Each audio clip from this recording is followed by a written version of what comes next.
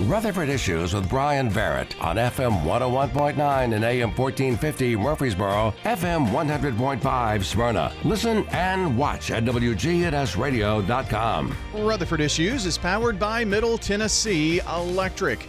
They offer some energy-saving tips during these hot summer months. Install a programmable thermostat to automatically adjust temperatures for optimal comfort and energy savings. For more tips, head to mte.com/myenergyplan. Joining me in studio today from the United Way of South Central Tennessee, Ella Weaver, the Interim Vice President of Collective Impact. Good morning. Good morning. Thanks for having me. Absolutely. Good to have you. My brain, as soon as I saw the UW on my little card here, made me of Rutherford and Cannon counties, but new name. Yes, we're all getting used to it as well, changing email signatures and all the fun things, all the logos that are out there. But yeah, we launched our new name on July 1 was when it became official. So we are excited to have a name that fully reflects our coverage area. Yeah, so Bedford had been a part for a while now anyway. Yes, so Bedford had a standalone United Way, and we merged with them about a year ago. So we've been serving now Bedford and Lincoln County in addition to Rutherford and Cannon for about a year, and then again just got that name update. So I'm excited for the future plans for that. Yeah. Now was Bedford and Lincoln linked together? They were. Okay. It was. I think the primary service was happening in Bedford County in Shelbyville, but we're taking a regional approach, and so really spending some time to build relationships there, get to know those communities, and see how we can best serve those areas. And maybe room to grow the service area, if you will. Potentially, yes. We kind of specifically chose a name that would allow us to continue to grow, so we didn't have to keep tacking county names on the end of our name. Eventually, that gets to be rather long. So I'm excited for a regional approach and a regional name. Yeah, the United Way of Rutherford, Cannon, Bedford, Lincoln, it just doesn't roll off the tongue. Bit of a mouthful, yeah. Well, that's awesome to know. I thought that it was important that we mention that because folks who have always heard, I guess, Rutherford and Cannon counties may be thinking, well, what is this? Is it a different Salvation or different United Way, or what are we doing here? So new name, lot of same folks. Yes. Yeah. Yep. We've got a lot of the same stuff still going on. You can still find us at our website, same address, yourlocaluw.org. So again, kind of steering into the philosophy of we are the local United Way, serving lots of different areas. Yeah, most certainly. And doing that right here from Rutherford County in a big way. So the Interim Vice President of Collective Impact, what is Collective Impact? What is it that you're heading up here? Yeah, great question. So Collective Impact is really a strategy that you use within a community to solve large-scale systems problems where we know that we can do more together than we can alone. And so looking at each organization, kind of bringing their own strengths to the table, their own specific purposes, and knowing that everyone has a seat at the table. Everyone has a job, whether that's a nonprofit, a business partner, a donor, a volunteer. Through Collective Impact, we can all sit at the table together and really solve those problems that have been issues in our communities for years. And we know we're going to take large-scale change to really make change for those individual people and families. Yeah, I think we mistakenly maybe look at things like, well, it's going to take this much money to do that. Well, you also have to have volunteers to do that. Absolutely. You have to have community partners. It all is part of a process. Yes, everyone's got a role, and we want to kind of open the doors for that and invite people to the table and really see how people want to be part of the solution. If you've ever heard our new president and CEO, Kristen Swan, speak, you've probably heard her say that we know that complex problems don't have simple solutions. And so it takes everybody's strengths and skills and services to really address those complex problems for permanent change. Yeah. Speaking of that, saw Kristen a few months back, and the job was really new at that point. So there have been some changes, but obviously Kristen has been such a part of the United Way. It was probably very easy just to roll right on over. Absolutely. Pretty seamless. We're really excited about the expertise that she brings to the job, not only in just kind of our overall structure and philosophies, but expertise in this community. She's been such a vital part of it for a long time. So she's doing a great job.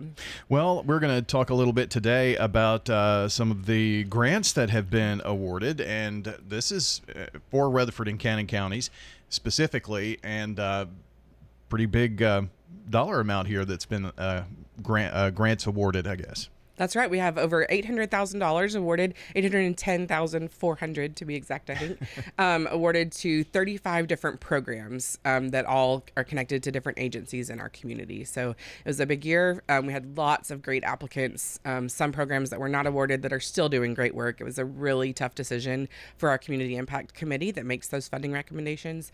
But yeah, these programs are doing great work, and we're really excited to see the impact over this next year, what can happen together again. Now, this is money that was donated from the community and many different campaigns, I'm sure. Yeah, workplace campaigns, also other individual donors, our Give United campaign that happens in the fall. So lots of different ways that we raised that money over the past year, and then that'll be granted out this year. And then we've already begun the process for raising the money that we'll be able to grant out next year to new partners or ongoing partners. Yeah, it's pretty much a continuous cycle there, isn't Absolutely. it?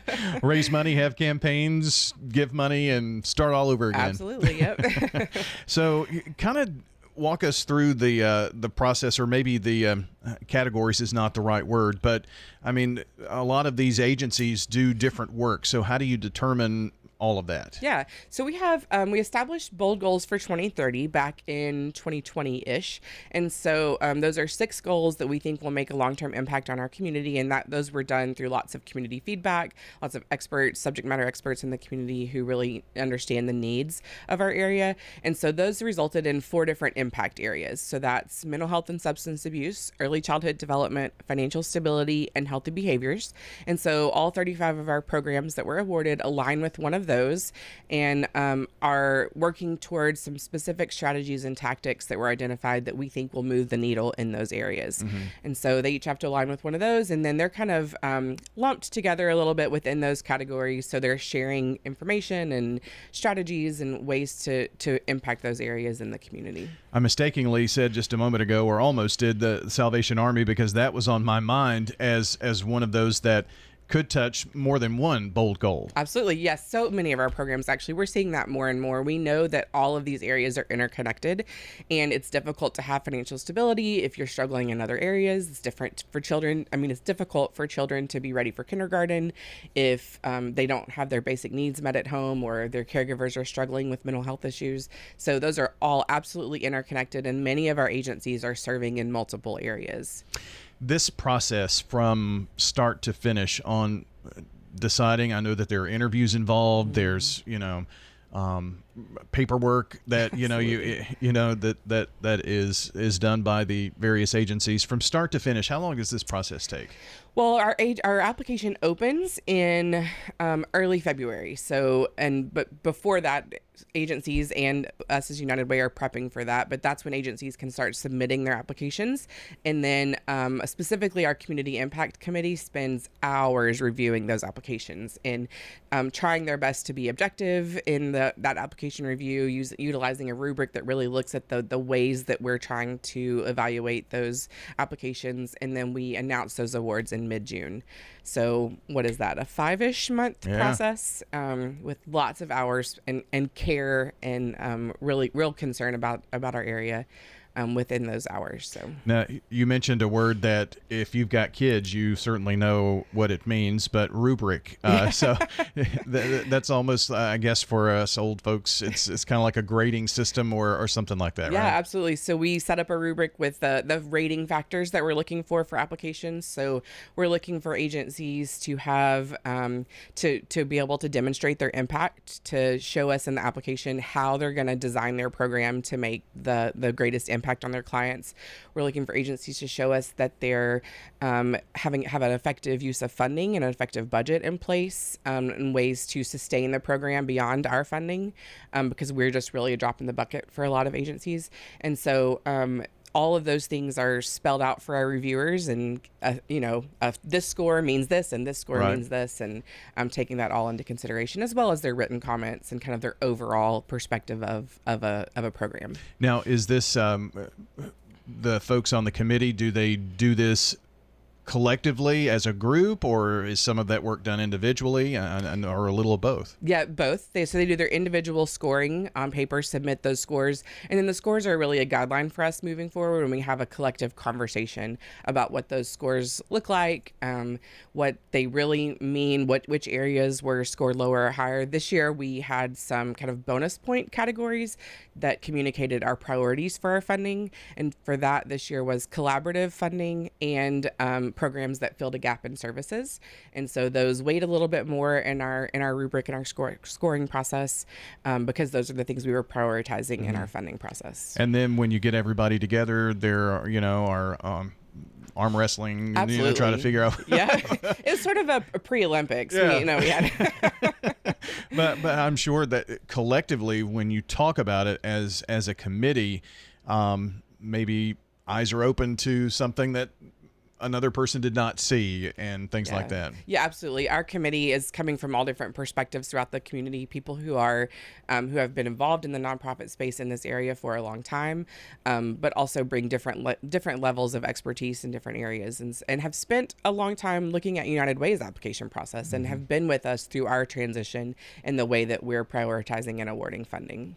Now, you mentioned as well collaborative grants, and would this be like two agencies working together for X? Yes, yeah, Okay. at least two agencies. So most of our collaboratives are significantly more than that. So we launched a pilot collaborative application last year and awarded two different collaboratives a grant last year. And so then expanded that this year to just kind of open it up. It was a all-in-one application, and you could apply for it as a collaborative or not. And so this year we awarded 6 different collaborative awards, which was very exciting for us. And we really want to continue prioritizing that in future funding years as well. So of that $800,000-ish that were awarded to 35 programs, over 300,000 of that is to the 6 collaboratives. So that really, again, demonstrates our priorities in the way that we're funding. And the reason for that is that we believe that the collaborative work is really what's going to move us forward. So we're not duplicating efforts across our service areas. We're not thinking you have to create something that you're not already doing to fix a problem. A lot of times another agency is doing it just as well. And so if we can come together and bring our strengths together and serve collaboratively, that we can achieve more. And we know that organizations have been doing that for a long time. And so this is just a way that we want to direct our funding to make a broader impact. Well, and I think if maybe if there's a duplication of service with two different agencies, there's a way to say, well, we should focus on this and you focus on, and work together. And then that duplication of services kind of washes out, if you will. Well, it's so much easier for clients to access the resources that they need. When individuals have a need in a community and they're having to go to multiple different locations and navigate multiple systems, when instead they can have one entry point and then get access to everything that they need. It's just a better way of serving. And also those clients to know that if you go to X agency and that's not what they do, they know to send you to Y. Absolutely. If that makes sense. Yeah. And so it helps the client in the process, I would think. Yeah. And we have one of our collaboratives that was awarded last year. So they were one of our pilot grant recipients. It's called Bridging the Gap. And so last year it was 3 agencies: Stepping Stones, Salvation Army, and Murfreesboro Cold Patrol. And then this year they applied again and added Community Helpers, Nurses for Newborns, and Dominion Financial. And so that's 6 total agencies who are part of this collaborative. And their goal is really to address immediate needs for families. So a lot of times that's from a street outreach perspective. They work with the local police department when officers come across a family or an individual who has a specific need to be off the street for the night or for several nights. They can help them do that and then connect them to the long-term services.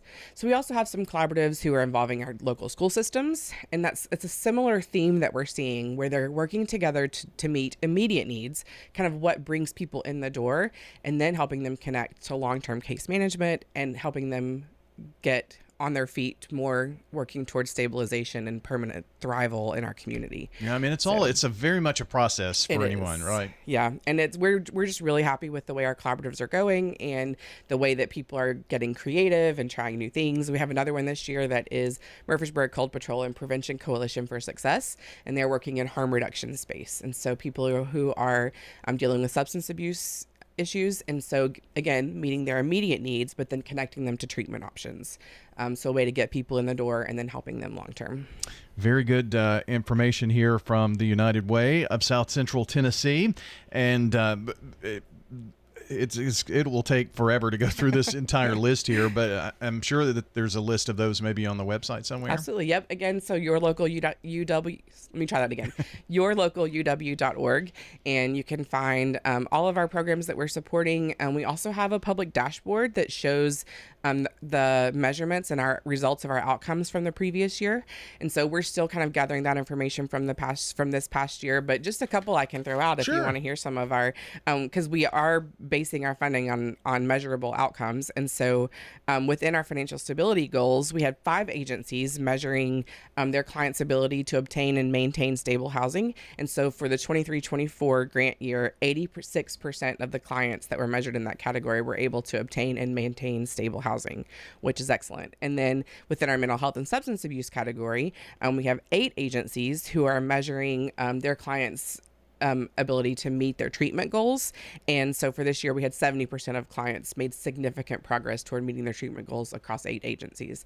And so those kinds of things are on our public dashboard, again, on the website, yourlocaluw.org. Awesome. That's really good information. I'll try to put a link to some of that, or at least to the website where people can poke around on our website and on the podcast. So great job done, and hats off to those on the committee. Absolutely. So, they put in, like I said, a lot of work. We really appreciate Speaking of volunteers, right? Yes, absolutely. Yep. I mean, it does take, and these are people that have a passion for the community, so that's even best. Yep, couldn't do it without them. Ella, thanks for stopping in today. It's been fun. Absolutely. Thank you. And that's Ella Weaver joining us today, the Interim Vice President of Collective Impact with the United Way of South Central Tennessee. It's your local United Way. And that's going to wrap up our program for today. I want to thank you so much for being a part. And if you want to check the podcast, it'll be up shortly. That'll be at WGNSradio.com. Check it out and have a great day out there, everybody. Stay cool.